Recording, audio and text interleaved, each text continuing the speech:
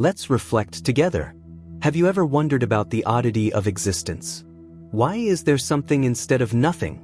Why does experience exist at all? And then, when you look at your experience more closely, doesn't it feel strange? Why were you born as you? Why weren't you born as someone else? Why were you born in this country, this moment in time? Why not another country on the other side of the planet Earth, or have been born 1,000 years ago? Why am I a human instead of a bird, or an ant or a tree? Why even was I born on this particular planet? To sum it up, why is there something so uniquely and unmistakably me? Could all of this really be random? Just a roll of an infinitely sided die? A chance thing? The idea that we just happen to be conscious humans, instead of any other form of life, feels deeply unsatisfying. But so does the idea of eternity, that we are part of some greater, eternal being. It sounds like a far-fetched story, doesn't it? Too good to be true. And yet, what if it's not? What if the truth can be seen by entertaining an important thought experiment? Here goes. What if the confusion comes from seeing ourselves the wrong way? We often think of ourselves as bodies that happen to have consciousness. But what if the truth is the opposite? What if we are consciousness that has a body? This shift in perspective changes everything.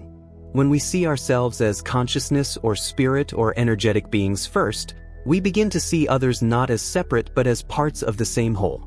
We realize we are neighbors, all of us. No exceptions, no exclusions. This realization doesn't just connect us, it transforms us.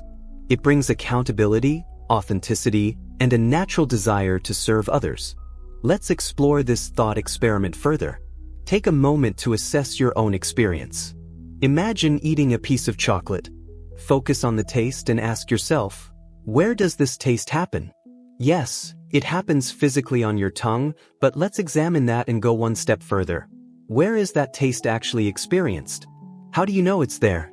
How do you know it's on the tongue? Who's experiencing tasting the chocolate on the tongue? It's not the tongue. That who is your beingness. The beingness is experiencing the taste of chocolate. This beingness isn't limited to you. That same beingness exists in your dog, your cat, in every animal, insect, plant, etc. Yes, the way a human experiences consciousness is different from the way an ant or a tree does.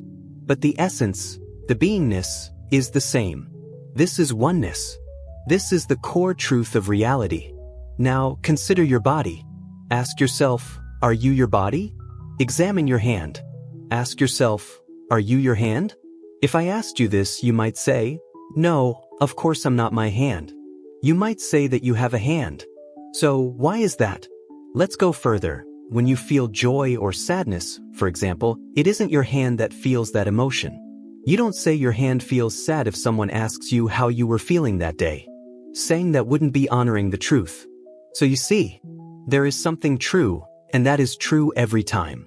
What experiences sadness is something just below the surface of the illusion, something that is aware of the feeling, something that can respond to that feeling in however it desires. That is consciousness. That is your spirit. Let's now shift to the obvious subject, the brain. Ask yourself, is this consciousness coming from the brain? This is the common conclusion, after all. If it is, where in the brain is it located? If the brain were the source, it would have to explain how all your experiences, thoughts, emotions, sensations, merge into a single, unified awareness.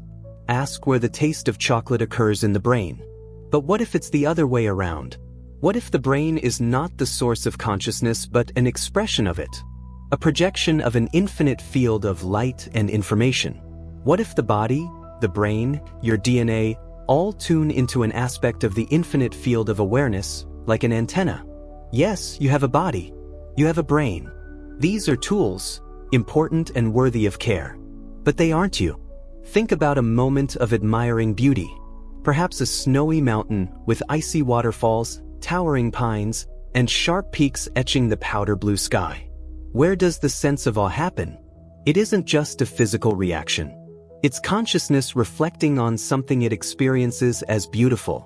That same consciousness, that radiant awareness, is what you are. A luminous fragment of something infinitely intelligent and loving.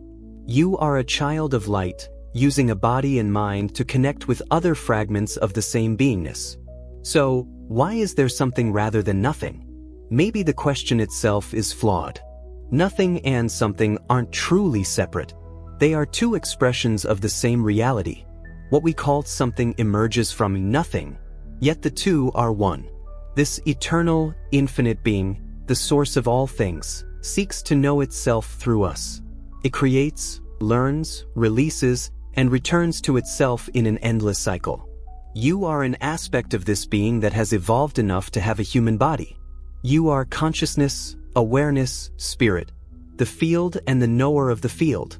You are part of a grand adventure, a hero's journey back to yourself, a finite expression of something infinite and truly unknowable.